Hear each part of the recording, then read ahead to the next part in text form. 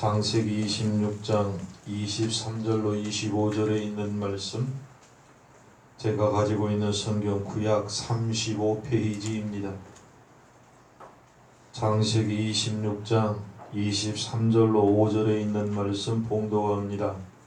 이삭이 거기서부터 브엘세바로 올라갔더니 그 밤에 여호와께서 그에게 나타나 가라사대, 나는 네 아비 아브라함의 하나님이니 두려워 말라. 내 종 아브라함을 위하여 내가 너와 함께 있어 내게 복을 주어 네 자손을 번성케 하리라 하신지라. 이삭이 그곳에 단을 쌓아 여호와의 이름을 부르고 거기 장막을 쳤더니 그 종들이 거기서도 우물을 팠더라. 아멘. 평강의 하나님의 놀라우신 은혜와 은총이 오늘도 우리 함께하기를 주의 이름으로 축복합니다. 성도 여러분, 지금의 삶에 만족하신가요? 아니면 불만 가운데 그럼에도 불구하고 살고 계신가요? 사람이 지금 삶에 만족하든지 만족하지 않든지 분명한 사실은 어제보다 오늘이 더 나아야 되고 오늘보다 내일이 나으리라고 하는 확신 가운데 살아가야 합니다. 하룻밤 100만원, 1000만원 하는 특급 호텔방에 머무르는 것도 좋지만 잠시는 괜찮지만 그럼에도 불구하고 운막 같은 내 집이 훨씬 편한 것을 너무나 잘 압니다.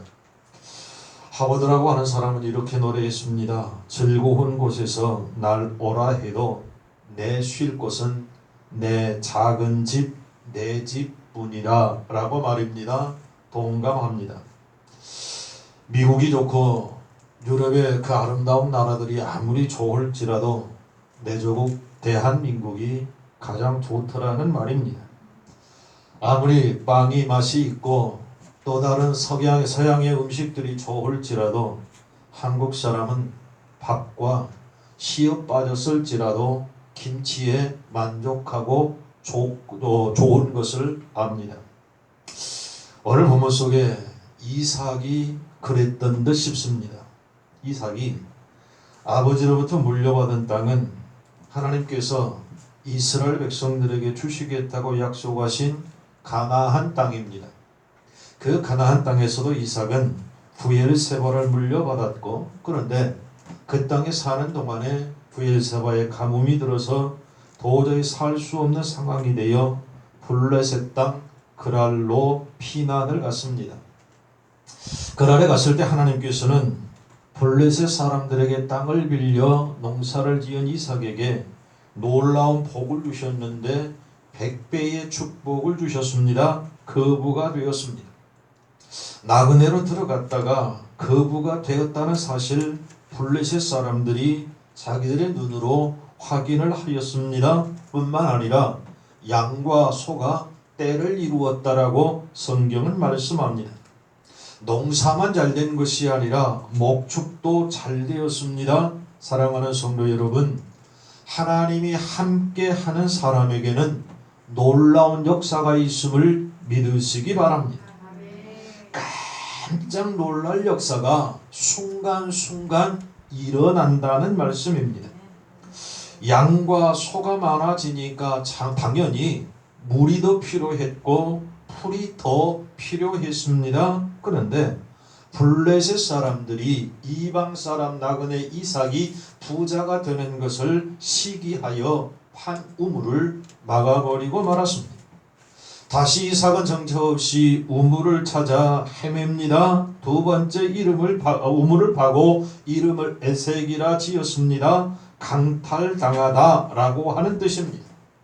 그런데 이곳까지 블레셋 사람들이 쳐들어와가지고 또 빼앗았습니다. 다시 피하여서 우물을 팠습니다. 신나라 지었습니다. 악의적인 도전을 받다라고 하는 뜻이 신나입니다.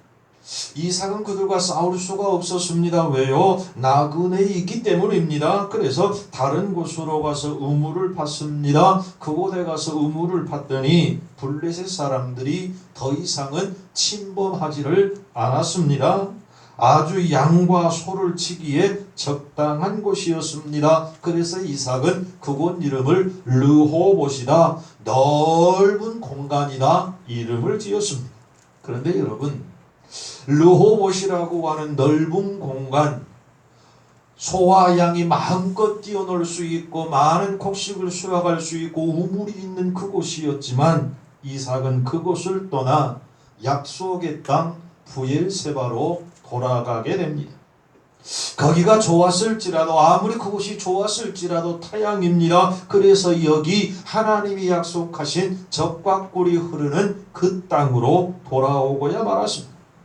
오늘 말씀을 보면 참으로 이상합니다. 이삭이 그렇게 좋은 곳을 찾았는데 찾자마자 다시 블레셋 땅을 떠나서 고향으로 갔습니다. 그렇게 좋았던 르호봇을 떠났습니다. 그렇다면 르호봇은 어떤 곳인가요? 그곳은 넓은 곳입니다. 르호봇이라는 이름이 넓다라고 하는 뜻입니다. 뿐만 아니라 그 르호봇에는 우물이 있습니다. 넓은 곳인데 우물이 있습니다. 금상첨화입니다. 그리고 블레셋과의 싸움이 끝난 곳입니다. 블레셋과 3번이나 싸워서 도망칠다시피 피하였습니다. 그러나 이삭이 피하니까 더 이상 싸움이 없어졌습니다. 이제는 안정된 곳입니다. 걱정 근심이 없는 곳입니다. 뿐만 아니라 물질적으로 부유한 곳이 바로 르호봇이었습니다. 양과 소가 때를 이루고 있습니다. 그러나 이렇게 살기 좋은 것이었지만 이삭은 떠났습니다. 왜 르호봇을 떠나 브엘세바로 가야 했을까요? 이삭이 왜 르호봇을 떠나서 브엘세바로 갔나요? 그 이유는 신앙의 자유를 찾아간 것이었습니다. 블레셋에서는 하나님께 제단을 쌓을 수가 없습니다. 예배할 수가 없습니다. 마음껏 하나님을 섬길 수가 없었습니다. 왜냐하면 블레셋 사람들의 엄청난 방해가 있었기 때문입니다. 그러므로 이삭은 블레셋을 떠나 브엘세바로 오자마자 가장 먼저 한 일이 무엇이었나요? 하나님의 제단을 쌓는 일이었습니다. 하나님께 예배하는 것이었습니다. 오늘 말씀 25절, 이삭이 그곳에 단을 쌓아 여호와의 이름을 부르고 거기 장막을 쳤더니 그 종들이 거기서도 우물을 받더라. 아멘. 이삭이 얼마나 하나님께 예배하기를 간절히 사모하였던가, 하나님 앞에 단을 쌓기를 얼마나 사모하였는가 알 수 있습니다.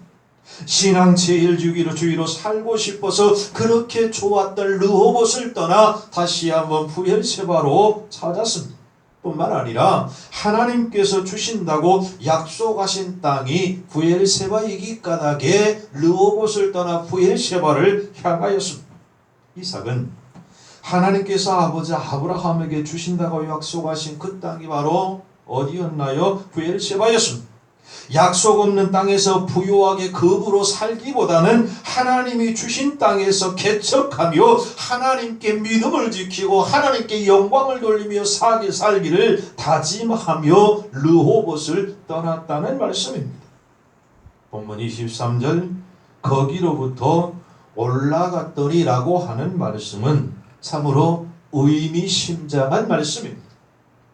이렇게 결단하고 올라간 이삭에게, 이렇게 결단하고 올라간 믿음의 사람들에게 하나님께서는 이런 복을 주십니다. 첫째, 임재의 은총 축복이었습니다. 이삭이 흉년을 피하여 블레셋에 갔다가 엄청나게 좋은 조건이 생겼음에도 불구하고 그곳을 떠나 약속의 땅, 하나님이 주시겠다, 하나님이 허락하신 그 약속의 땅으로 왔습니다. 그랬더니 23절에 그 밤에 여호와께서 그에게 나타나셨습니다. 24절에 내가 너와 함께 있어 라고 말씀하셨습니다. 하나님의 약속을 믿고 하나님이 약속하신, 하나님이 허락하신 그 땅에 갔더니 하나님이 그에게 나타나셨고 내가 너와 함께 있겠다 약속하셨습니다. 하나님의 임재의 은총의 복을 이삭은 받았습니다. 여러분, 세상에 그 어떤 것보다 가장 큰 복이 무엇인가요? 내 집에, 내 안에 하나님이 계시다라고 하는 그 복보다 더 큰 복이 어디 있나요?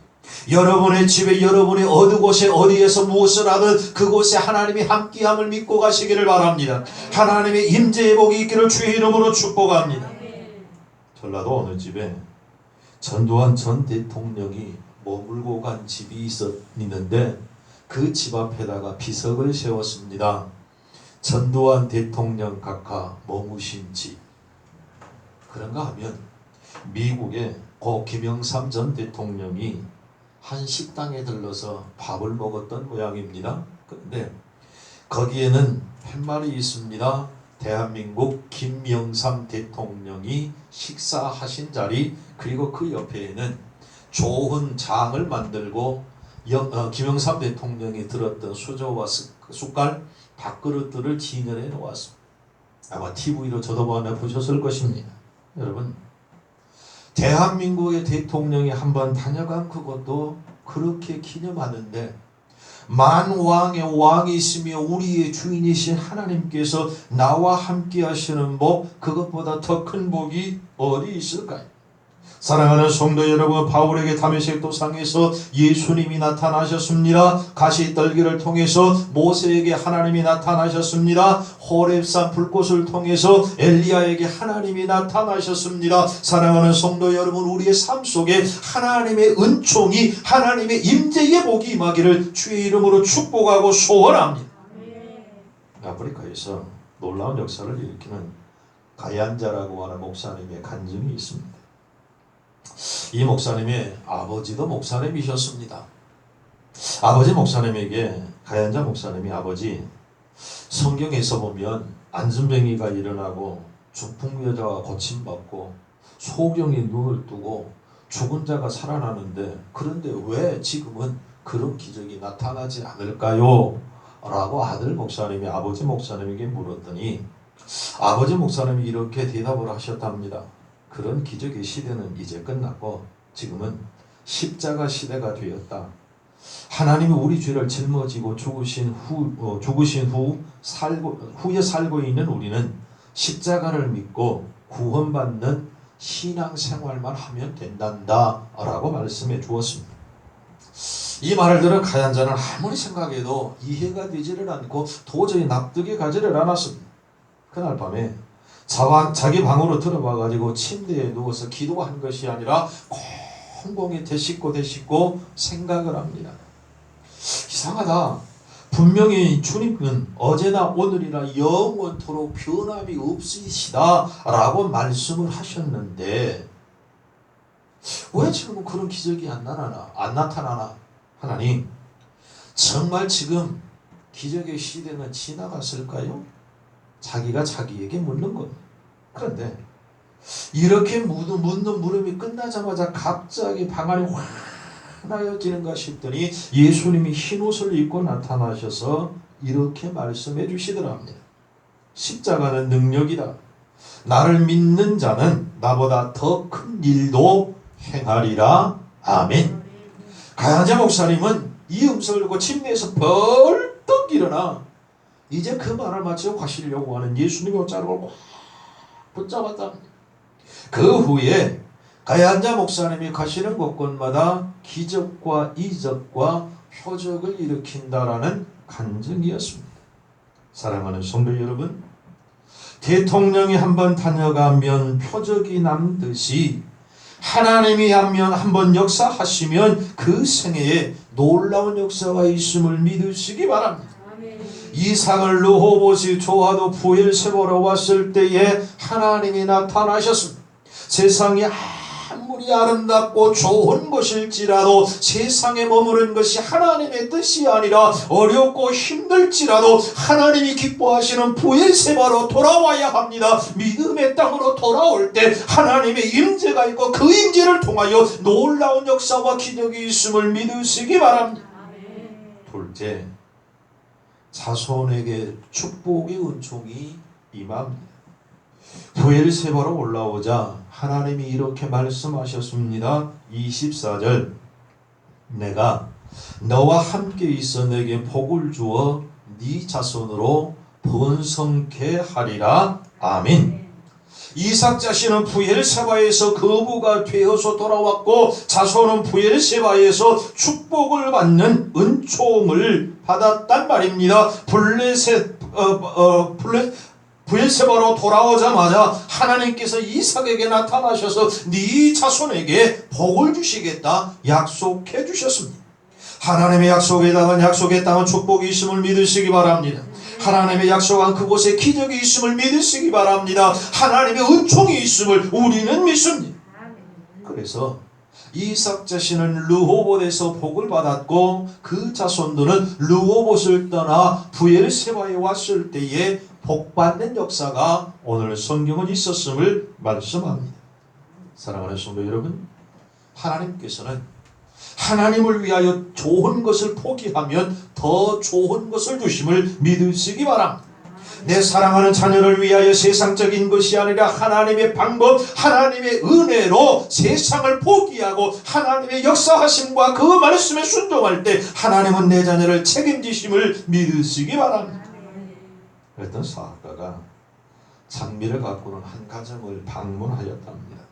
그랬더니 이 장미를 갖고 정원의 주인이 그 사학가를 데리고 장미 밭으로 가더니 싹 보여줍니다. 울긋불긋한 장미가 너무나 화려하고 엄청나게 피어서 이곳저곳을 보여주고 자랑을 하더니 전지가 이래가지고 느닷없이 그 많은 꽃들을 마구잡이로 막 자르기 시작한 겁니다. 주인은 생각이 있었겠지만 사학가가 볼 때는 마구잡이로 막 자르는 겁니다. 그래서 이 사학가가 말립니다. 아니 무슨 일입니까? 왜 그 멋있는 장미, 아름다운 장미를 왜 그렇게 사정없이 자릅니까? 그랬더니 이 주인은 이렇게 대답을 하더랍니다. 많이 잘라야 좋은 장미가 핀답니다 라고 말입니다. 그리고 계속하여 전지를 해나갑니다. 이 말을 들은 사학가는 자기에게 있는 번 돈을 그때부터 아낌없이 나누기 시작했습니다. 미국의 대재벌이었던 워너메이커의 일화인. 잘라야 할 것은 잘라야 합니다. 끊어야 할 것은 끊어야 합니다. 떠나야 할 곳은 떠나야 합니다. 하나님이 기뻐하지 않는 그 자리는 떠날 때 하나님께서 책임지시고 복주심을 믿으시기 바랍니다. 마지막 셋째, 우물의 은총이었습니다. 그동안 이삭은 우물이 발견되는 곳으로 이사를 했습니다. 그러나 브엘세바에 와서는 달랐습니다.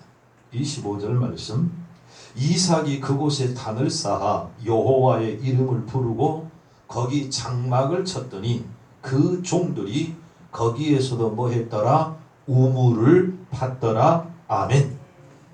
이삭은 블레셋 땅에서 우물이 있는 곳으로 이사를 하였습니다. 그런데 하나님의 땅, 약속의 땅 브엘세바에 왔더니 물을 보고 찾아간 것이 아니라 이사한 그곳에 하나님께서 물이 솟게 하셨음을 믿으시기 바랍니다.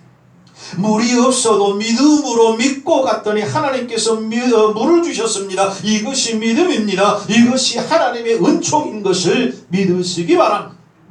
믿음이란 무엇인가요? 주시면 하는 것이 아니라 하면 주시는 것이 믿음이라는 말입니다. 모세를 보십시다. 하나님께서 지팡이로 치라, 발을 디드라. 여러분, 모세는 한동안 싸운 적이 있습니다. 주시면 하겠습니다. 주시면 하겠습니다. 그러나 모세는 믿음의 사람으로 변화된 이후에 하나님의 명령을 믿고 반석을 쳤더니 물이 나왔습니다. 지팡이로 바다를 갈쳤더니 바다가 갈라졌습니다. 믿음으로 하나님의 법궤를 지고 발을 내디뎠더니 바다가 갈라졌습니다. 주면 하는 것이 믿음이 아니라 믿음으로 하였더니 하나님의 주심을 믿으시기 바랍니다. 이것이 믿음입니다. 하면 됩니다. 하나님이 함께하면 능치 못함이 없음을 우리는 믿습니다. 세상에 가장 무서운 동물이 호랑이라고 그러죠. 호랑이를 동물의 왕이라고 그럽니다. 모든 동물은 호랑이를 무서워합니다. 호랑이와 맞닥뜨리기만 하면 오금이 저리고 숨이 꽉 막히는 것이 현실 아닐까요? 그런데 재미동포 사냥꾼이었던 강동만 씨는 이런 이야기를 했습니다. 자기 사냥개들은 절대로 그런 법이 없답니다. 그의 개들은 호랑이만 보면 기가 죽는 것이 아니라 기가 더 살아서 오히려 더 자신만만하게 호랑이와 맞짱을 뜬답니다. 어느 날 사냥개를 데리고 사냥을 나갔습니다. 호랑이와 마주치자 호랑이가 먼저 노를 보며 으르렁거리기 시작합니다. 그 으르렁거린 소리가 마치 신호탄이었을까요? 두 마리의 사냥개가 쏜살같이 호랑이를 향하여 달려듭니다. 얼마나 겁이 났든지, 호랑이는 나무를 잘 탄 동물이 아닙니다. 그런데 얼마나 겁이 났든지 호랑이가 나무를 타고 도망을 가더랍니다. 이게 어떻게 된 것일까요? 호랑이 체면이 말도 아닙니다. 야생 호랑이입니다. 집에서 기르는 애완견이 아닙니다. 야생에서 두 마리의 개에 쫓기는 그 호랑이의 꼴을 보십시다. 심리학자들은 그 사실을 이렇게 설명을 합니다. 그것은 사냥개의 뇌리에 새겨진 자아상 때문이었을 것이다 라고 말입니다. 그 개들은 평소에 주인에게 철저히 의지하는 훈련을 받았답니다.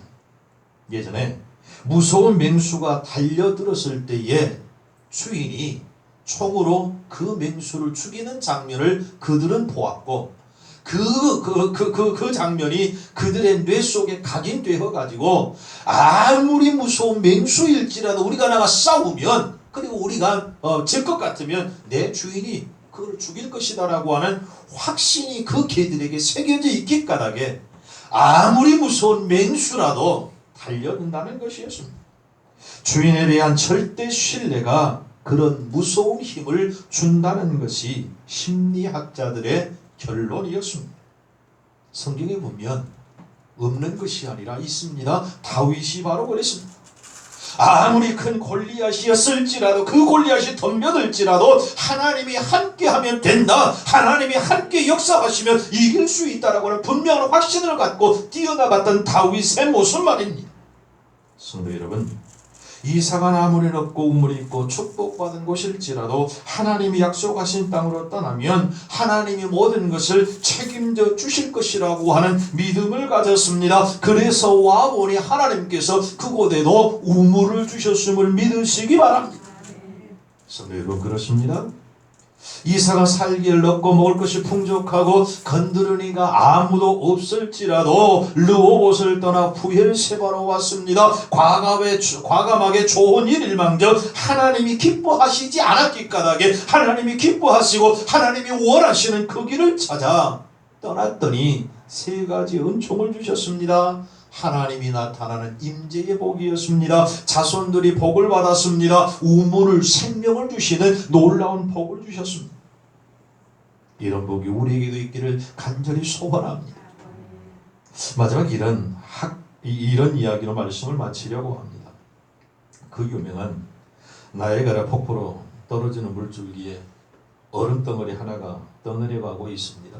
그런데 거기에 아마 먹이가 있었던 모양입니다. 새 한 마리가 먹이를 향해 쏜살같이 가더니 그 얼음덩이에 앉아가지고 그 먹이를 먹는 것입니다. 얼마나 맛있었을까요? 그 새는 자기 발이 얼음에 얼어붙은 줄도 모르고 먹이에 취하여 맛있게 먹고 있습니다. 이제 그 얼음덩어리는 급류에 휩쓸려서 폭포 밑으로 떨어져 산산조각이 날 위태로운 그 상황이었는데도 조금의 여유가 있다라 생각했을까요? 그럼에도 불구하고 이 새는 먹이를 먹습니다. 이제 날를 그 순간이 왔습니다. 나르기 위해서 날개를 퍼덕여 봤더니 이게 웬일인가요? 움직일 수가 없습니다. 이미 발이 얼음에 붙어서 떨어지지 않았기 때문입니다. 결국 그 새는 죽고 말았습니다. 사랑하는 성도 여러분, 지금 상황이 아무리 좋을지라도 우리는 내일을 향하여 더 한 걸음 한 걸음 나아가야 합니다. 지금이 아무리 환경이, 지금의 상황이 아무리 좋을지라도 하나님이 그 상황, 그 환경을 원치 않으신다면, 하나님의 영광을 가리우는 자리라면 우리는 과감하게 버리고 하나님이 기뻐하시고 하나님이 허락하신 곳으로 떠나야 합니다. 갔더니 하나님이 나타나셨습니다. 갔더니 하나님께서 그 자손에게 복을 주셨습니다. 갔더니 하나님께서 생명의 우물을 주셨습니다. 이 복이 우리에게 되기를 간절히 소원합니다.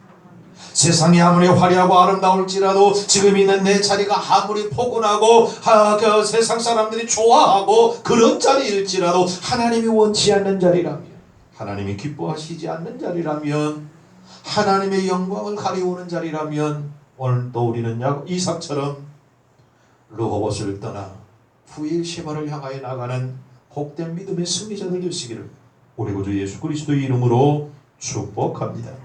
기도하십시다.